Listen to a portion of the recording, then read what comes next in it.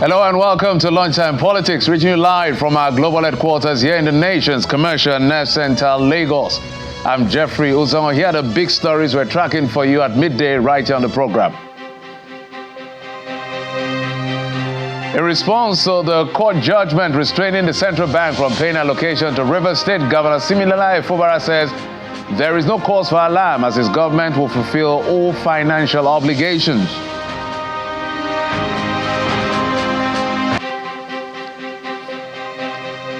President Bola Tinubu appoints Major General Atubosun Oluyede as acting Chief of Army Staff pending the return of the substantive Chief of Army Staff who is abroad for medical attention.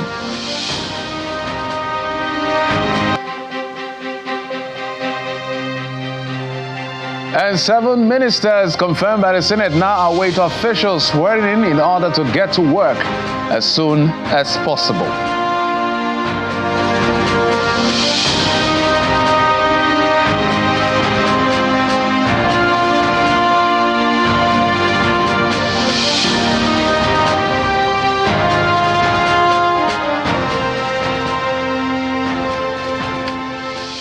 All right, welcome to your midday gateway to the politics. Call it freedom at last. You will certainly not be wrong because months and 10 months exactly after a female resident doctor at the National Eye Center in Kaduna State, Dr. Ganiat Popola, was kidnapped by bandits in December 2023. She has now been freed by her abductors.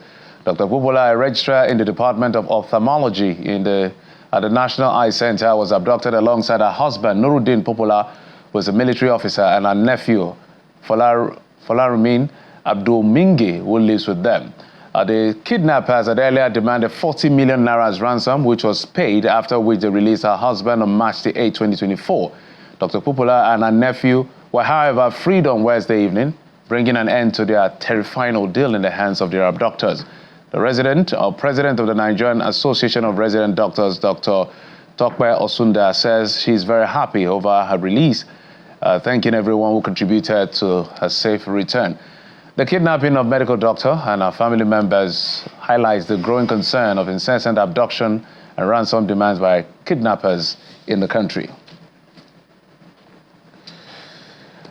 Can imagine the sigh of relief. 10 months in the hands of abductors, but we're glad finally it's over for that. But just to take care of our psychological well-being will be the next. But let's move on now. It was a busy day at the Red Chambers of the National Assembly, who suspended its rules to admit and screen ministerial nominees who took turns to respond to questions based on their attached portfolio and what they will bring to the table as they serve in the cabinet.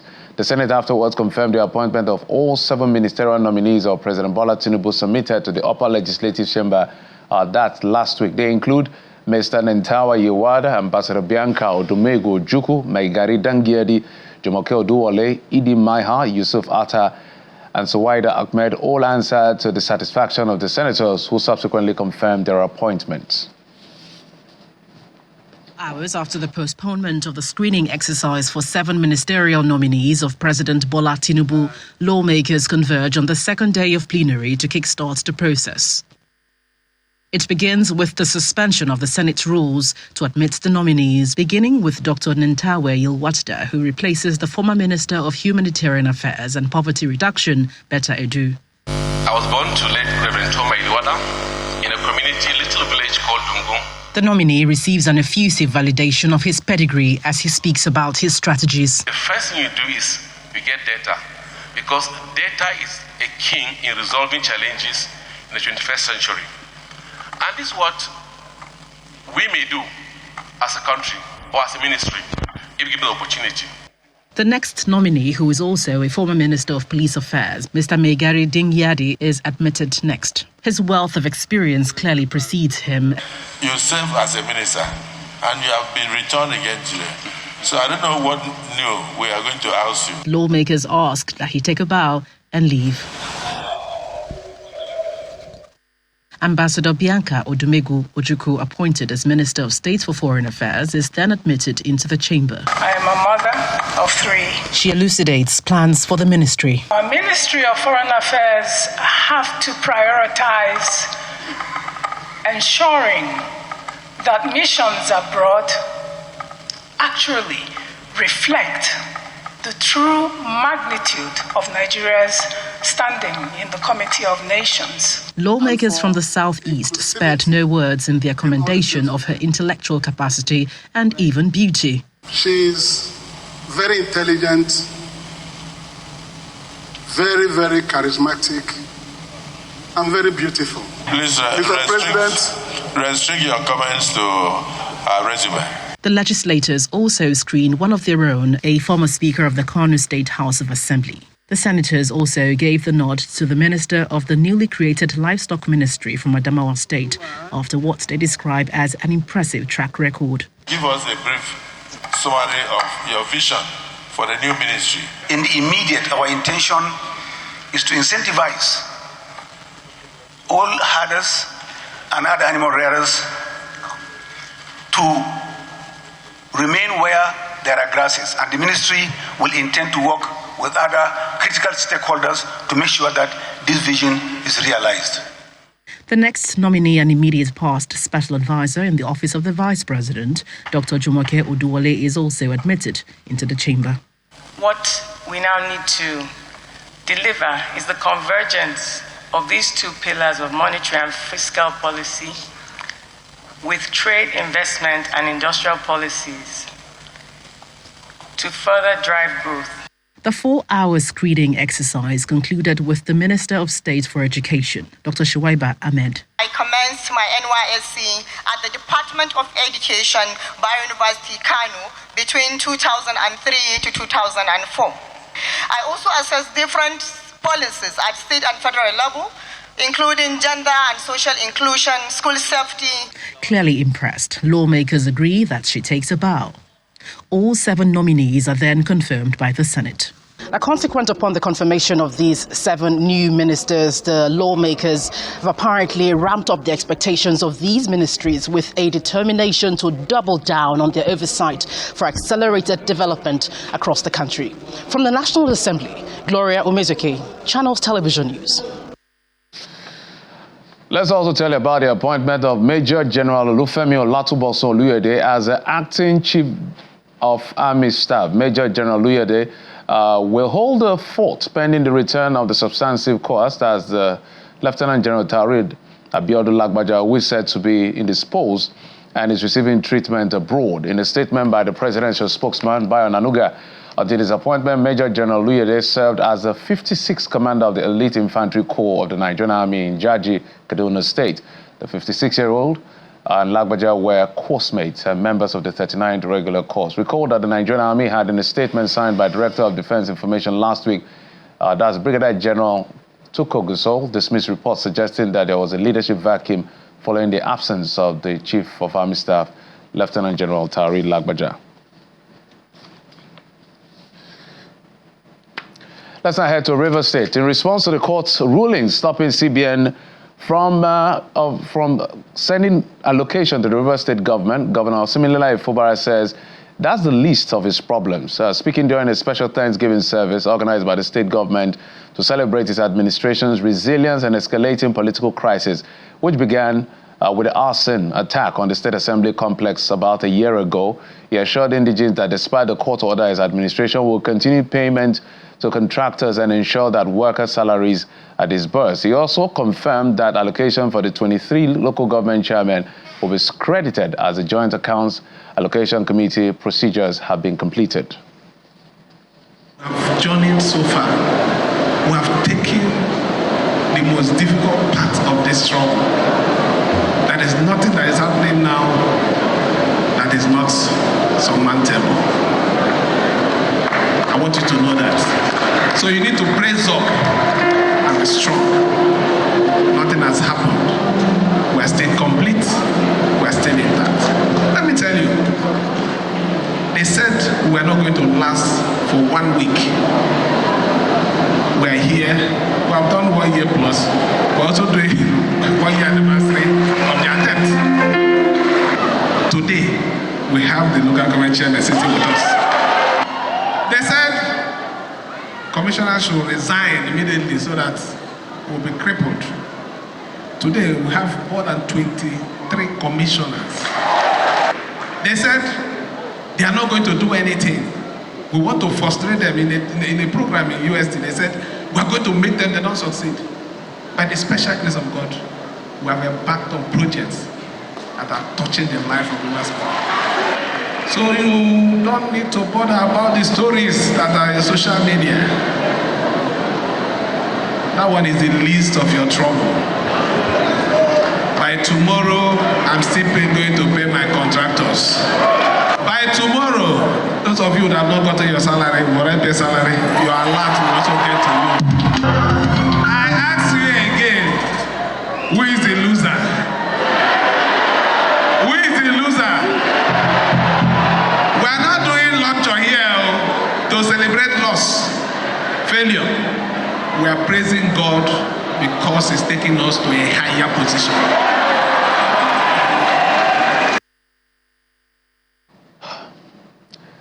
I don't know when this will end, literally. And that's why we're having this conversation, has to do with Rivers State. But we've explored the legalese as much as it is. It's still, there's even a case at the Supreme Court. As far as the Rivers State issue is concerned, this fight between Nyesom Wike, the ICT minister, and the governor of the state, who is his political godson, that seems to never end. We want to look at the security dimension. Because politics, we've spoken about that, we've spoken about the legalese. That's why I've been joined in the program by a former DSS director, assistant director of DSS, Mr. Dennis Amakri. Mr. Amakri, thank you so much for coming on the program. Good afternoon. Absolutely, Mr. Amakri. So I was just smiling because you are asking yourself, when will this be over? Literally, we've read almost every law there is to, because it's like everybody looks for something to go around when it comes to the issue of Rivers State. So maybe your first take on this particular new dimension that we're seeing. I had a conversation with Tony Cole yesterday, who was the governorship candidate of the APC in the last election. And we seem to agree that this is a long-term fight, a battle of attrition. The fear from people like you who are in the intelligence community is how this may potentially snowball into a bigger crisis. I grew up in that city, and I know how things can go from 1 to 1 million quickly. Yes. Yeah, thank you for having me. In fact, it's not a laughing matter. It's really, really sad that Rivers State has degenerated to this particular level, And of course, as a security professional, it actually pulls me back to 2006, at the height of the militancy in Nigeria. And of course, many people think that two people are playing politics with Rivers people.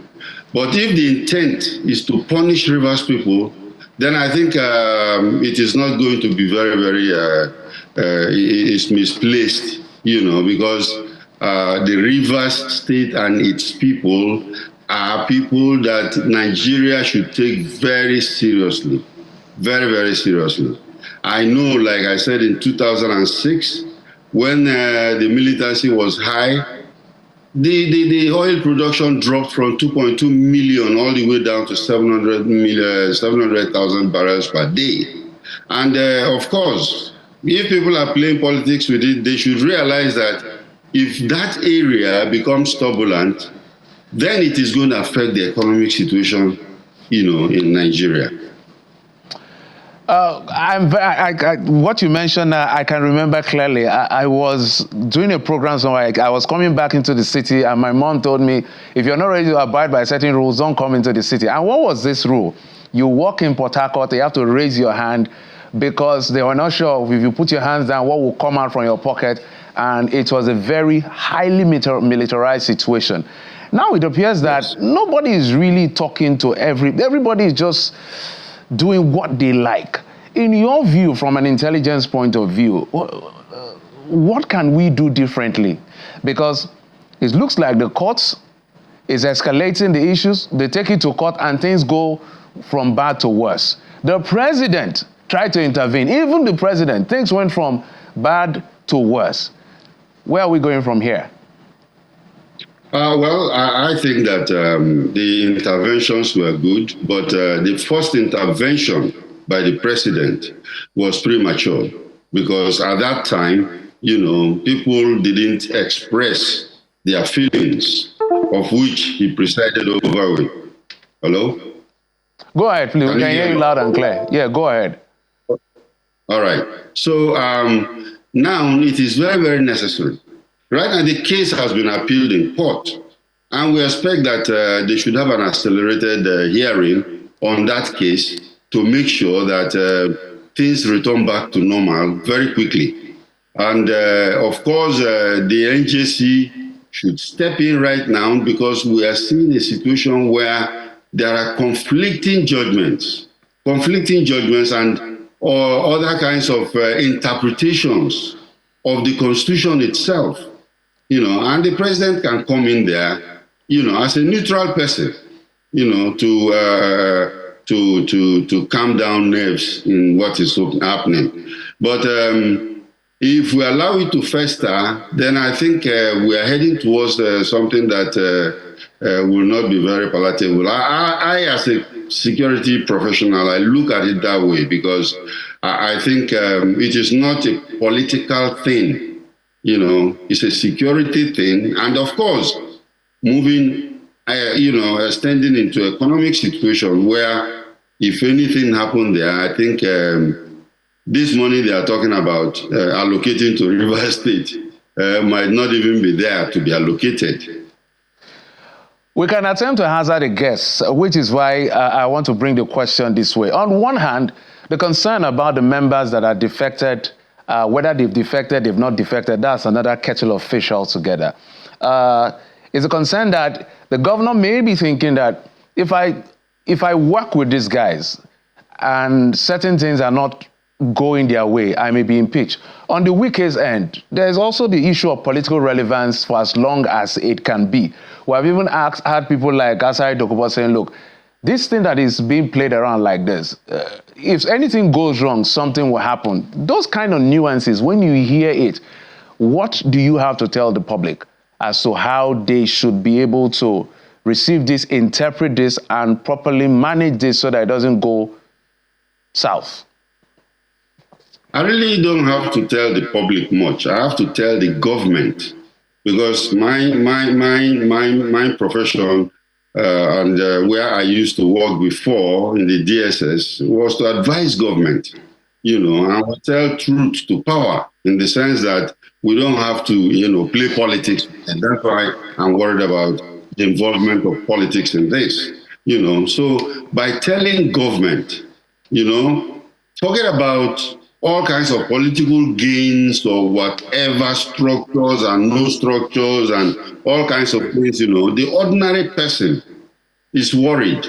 Because you see, when all these things start to happen, the consequences that could happen are there, So I would advise the government that they should look into it, especially the federal government.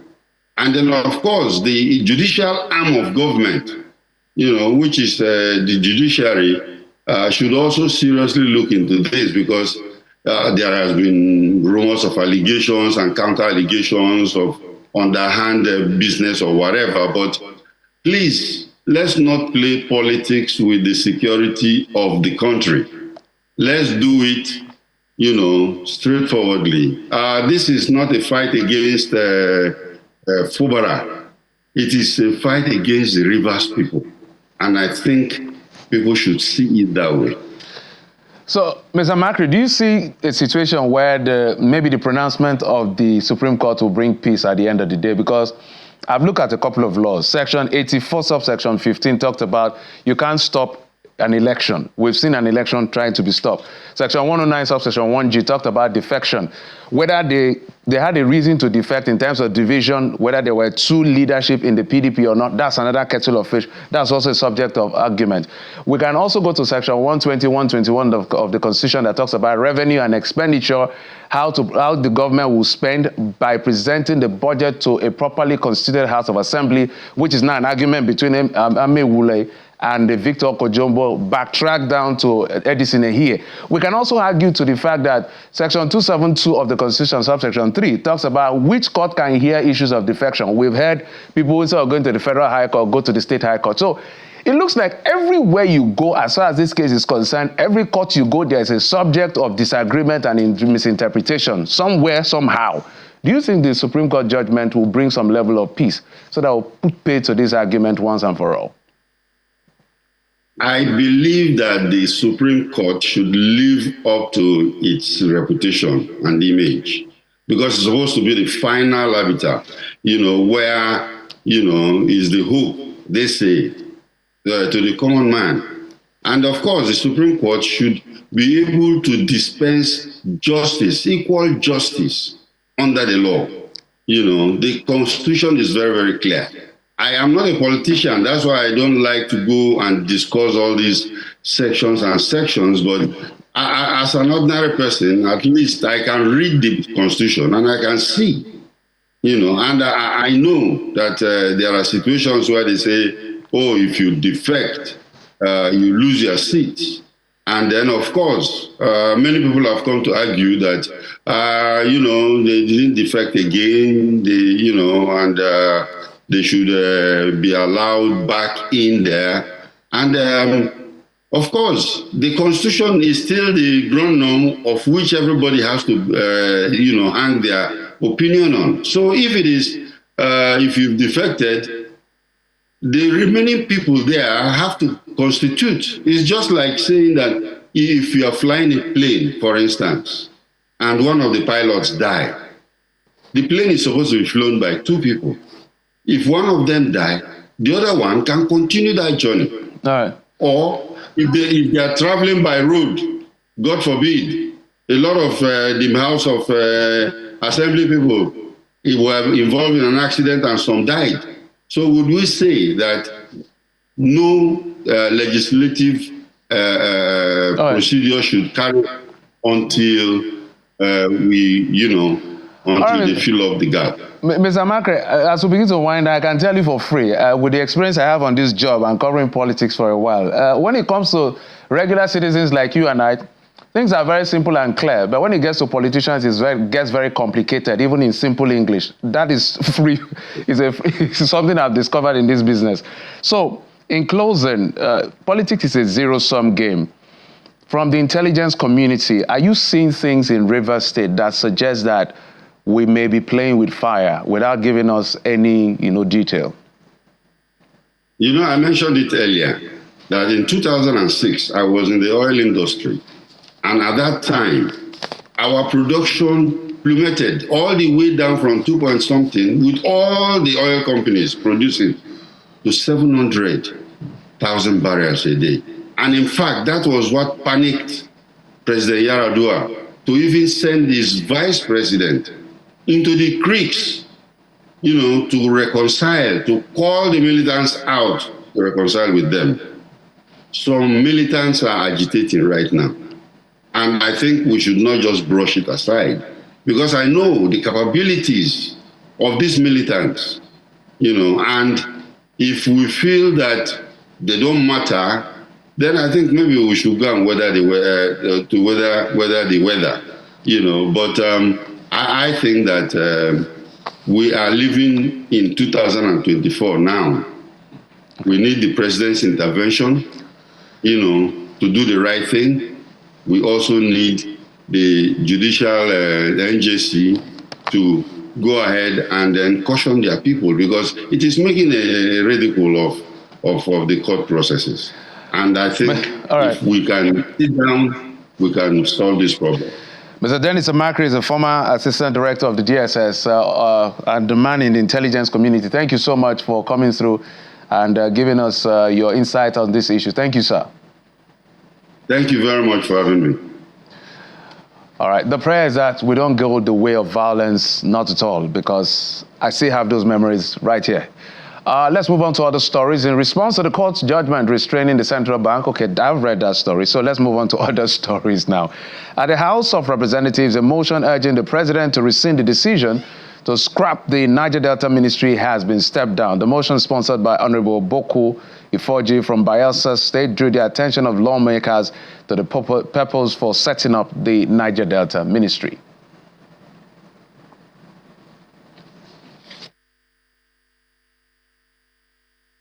Justice Emeka Nwite of the Federal High Court Abuja has adjourned the hearing in the money laundering case brought against the immediate past governor of Kogi State, Yahaya Bello, by the Economic and Financial Crimes Commission to January the 21st, 2025. At a resumed hearing, counsel to the EFCC, Kemi Finero, told the court that he had 2 witnesses already in court. Our correspondent, Emmanuel Ekele, reports that he predicated his application on Section 276 of the Administration of Criminal Justice. The Federal High Court in Abuja resumed the EFCC's case against former Kogi State Governor Yahaya Bello. The EFCC's counsel requested that Bello be tried in absentia, arguing that his absence waives his right to be present. Bello's lawyer, Mr. Michael Adohi, opposed this, citing a prior court order that requires Bello's physical arraignment before any application. Mr. Adoyi also argued that criminal trial differs from civil proceedings and required the defendant's presence, which the EFCC's application does not accommodate. Justice Emeka Nwite subsequently adjourned the case to January 21, 2025 for ruling on the EFCC's application. The judge also dismissed Bello's request to halt proceedings, affirming his earlier order for him to appear in court. Emanuela Ekele, Channels Television News. Well, that's it on the program. Thank you so much for your time and, of course, your usual company. I'm Jeffrey Uzonga. You've been served on Lunchtime Politics. Bye-bye.